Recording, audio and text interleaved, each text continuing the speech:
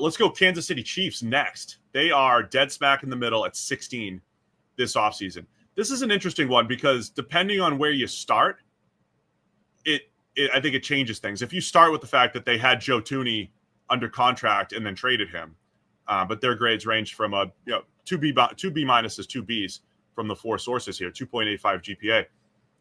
When you start with the fact that they had Joe Thuney, traded him, that's a tough loss. I mean, you're losing one of the best guards in the NFL, certainly one of the best pass protecting guards. But I think their process in replacing him, buy low on Jalen Moore, getting Josh Simmons late in the first, I think we both enjoyed this Chiefs draft quite a bit as far as the value that they got up and down. So I think if you start with Thuney, it doesn't feel as great. But what they did after that in replacing a bunch of the players that they had to let walk or trade, I think they did a pretty nice job. So this is why I don't think you can just look at additions and subtractions and calculate it as like a mathematical formula of what did you get better or worse when you're grading an offseason. Because I think the whole point about it is what position are you in at the point where you enter that offseason and what can you do about it, right? So if you were looking at it as just off additions and subtractions, you would say you had Joe Thuney, arguably the best guard in the NFL. You no longer have Joe Thuney, arguably the best guard in the NFL. Ergo, you had a bad, offseason, right? But Kansas City was in this position where, Thuney at his age, wanting more money with Trey Smith also younger and wanting his, due his contract. Like they were in a position where they were going to have to invest a lot in the offensive line again. In a closed system with salary cap restrictions, et cetera, et cetera.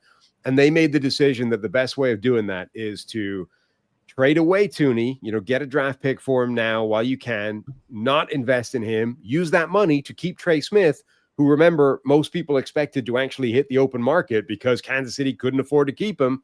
They found a way of keeping him.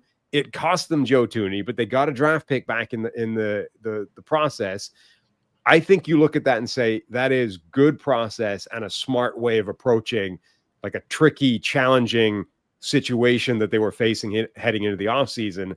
I think it would be a bad way of looking at that to just say, well, the net of that is probably a slight step backwards, therefore it's bad. Yeah, I mean, if you're trying to project the Chiefs, once we're doing win projections or whatever, I think it's a fair process to say, well, they're a little bit worse than last year. And, oh, by the way, it looks like the Chargers, Broncos, and Raiders may have gotten better. That's fair. But if you're judging how the Chiefs situation that they walked into, like you're saying, they had several free agents and, several decisions to make on both sides of the ball. And I think they came out in a pretty good spot on both of them. I think just bringing back Marquise Brown on the cheap, I think is a really nice move for the Chiefs, in addition to the draft picks, Noah Williams at corner, brought in some playmakers, man. I think I really liked their draft, and I think they have a chance. Yeah. They had another chance to get younger and replace some of those veterans that they needed to let walk. Oh, I love their draft. Like, arguably my favorite draft. Every single player up and down, I think, is a good pick for them. But also, so you can look at the Thuney and Trey Smith move as kind of one thing. They also, given the question mark they had at left tackle and given the options available when we talked about Baltimore re-signing Ronnie Stanley, the Rams re-signing Alaric Jackson, like the options very quickly disappeared at left tackle. And yet Kansas City came out of this with Jalen Moore with a sort of low sample size, a pretty good play for, reasonable money when you consider what other people started signing for. And then, insulating that with Josh Simmons pick in the draft as well, who's incredibly talented, but coming off a serious knee injury. Like that's not a bad roll of the dice to try and fix the most important position on your offensive line. Like, again, relative to expectations, like what were your alternative options?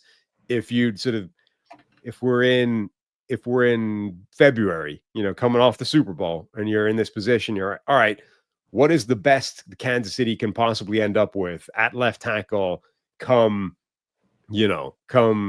May, June? And then you say, well, it would be Ronnie Stanley or something. Well, no, Ronnie Stanley and Alaric Jackson are off the table. What's the best you can do? You're not going to end up with a much better option than what they ended up doing. So again, it's all relative to what were your options. for the listener or viewer building my 53-man roster as well, the Jalen Moore move. Injured players. Yes, fine. Jason Verrett. Everybody has to be coming off an ACL injury.